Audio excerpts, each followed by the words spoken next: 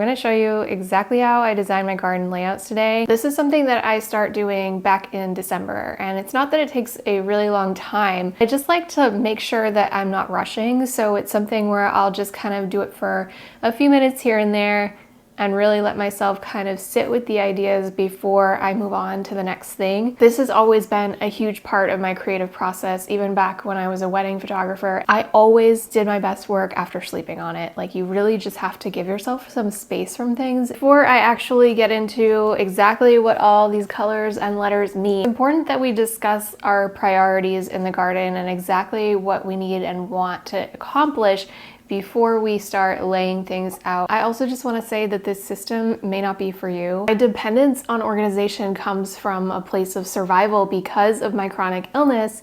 Being organized so that I can get things done when I have the energy, when I'm not in a ton of pain, is super, super important. And this is also my job. There's a lot more extensive planning that goes into it than you might need to if you're just starting a garden. So take everything I say with a grain of salt. I'm going to try to keep it pretty general. I would say the number one question that I get asked from people who are just starting to plan one of their first gardens is, how do I know what to plant? I want you to make a list.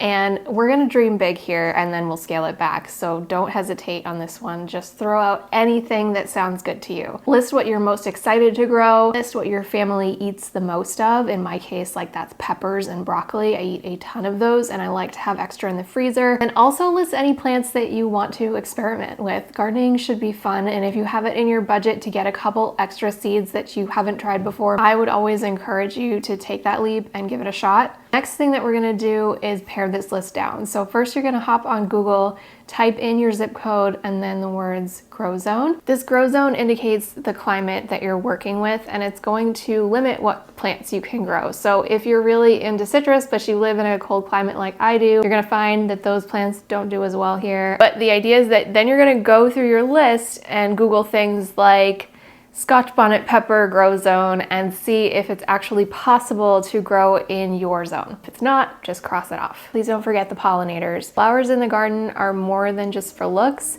If you can make sure to get some native plants in there that your pollinators will love, it will actually help your vegetables grow too. And this is your starting point. So now all we have to do is assign those plants to different spots in your garden based on a couple of factors. What plants grow well together, what plants are natural enemies, the location of the sun in your garden throughout the day, and how many of each type of plant you will be growing. But if you haven't got your garden set up at all yet, I'm just gonna dive into really quick how to decide where to put your garden. Most of us don't have this luxury, but the best thing that you can do is to actually pick a spot for your garden after like a year of careful observation to see how it looks throughout all 4 seasons. Educated guesses can be made on just a couple of days of observation, so don't let that stop you. First thing I'll have you do is note the direction of the sun. You also need to be paying attention to shade and shadows. So if, for example, there's a really tall tree line that when the sun is lower in the sky in the fall is actually going to block that sunlight, or maybe means that it doesn't get full sun throughout the entire day. If you have the choice to plant in full sun, you absolutely should.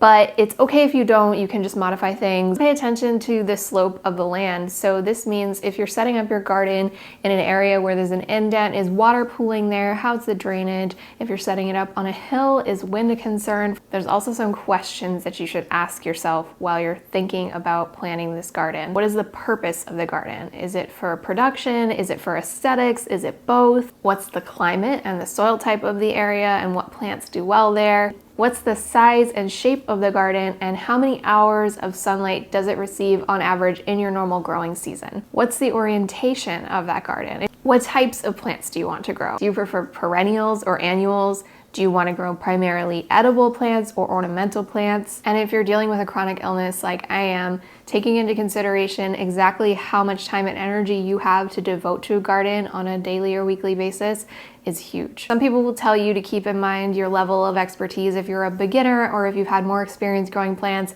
I say the best way to learn is to just try. Most things can be learned through failure, and even if it doesn't work out the first year, it probably will the second from all the knowledge you gained the first time. Next, you need to decide if you're gonna do raised beds or in-ground beds. I can do a whole video going into the pros and cons of each, so let me know if you'd be interested in that. I grew in-ground for a really long time. And I've almost totally switched over to growing in raised beds at this point, just for accessibility reasons, honestly. But of course, the downside is you've got to pay for the beds themselves, and you usually have to pay for the soil. If you don't have a lot of space to garden at all, I would recommend you check out the green stock planters. I will put them in the description below. My green stock sits on my deck, and I can grow 30 plants in it, and it takes up about 2 square feet of space, and the pockets are really deep. So you can do full-size plants. You could do peppers, broccoli, squash in these. So this is a really great option if you're kind of just dreaming right now and you don't have the space to make a full garden happen. So how many vegetable plants do you actually need per person? This is something that's going to be highly, highly individualized. You will find many charts online telling you, oh, you need X amount per person. And that's really great if you're in kind of like the prepping mindset where you really want to make sure you have every single thing that you need. I would recommend you more just look at what you eat the most of. So like I said earlier, that's a lot of peppers and a lot of broccoli. We also do a lot of green beans.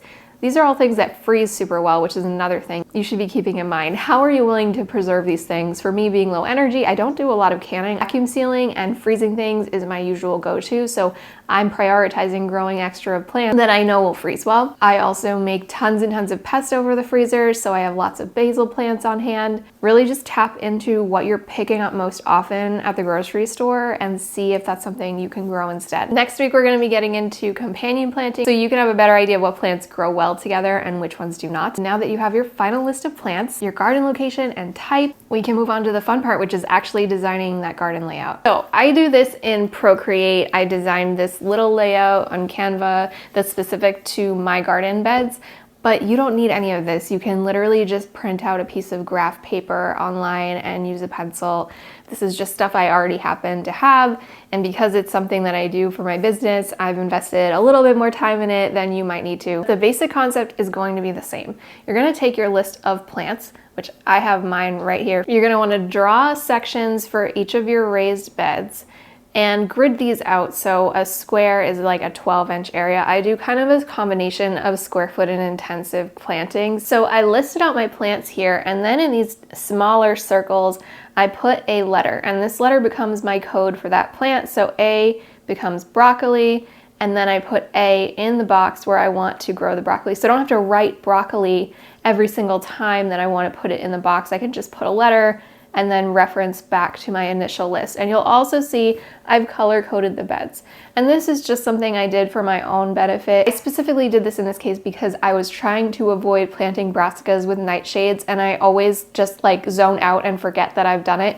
So before I even put my letter codes in these boxes, I did the colors. So I knew yellow was gonna be for my eggplant, and blue would end up being tomatoes, and pink would end up being brassicas. And that way I knew I wasn't gonna mix those things up. It just made it a little bit simpler for me. It may not be necessary for you. So my beds are all 2 by 8 feet.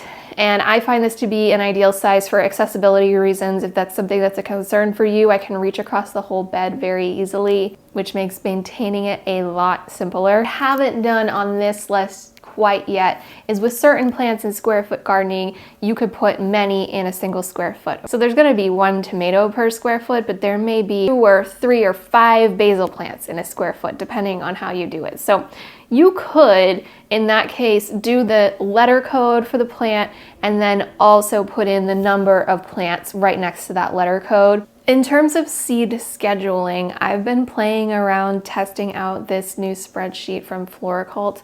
So I can't give you an official recommendation yet, as I haven't used it through a whole growing season, but so far I've found it to be incredibly helpful, and I think it was under $20 to download. Not sponsored. Again, I'm not recommending this. I had to make some modifications to make it work for my own situation, but it's been really great for kind of giving me a schedule for when exactly seeds need to be started indoors, transplanted out, when I can expect a harvest, and it even allowed me to add some check boxes for succession planting. I'm just skimming over this because I can see how this would look extremely overwhelming to a lot of people.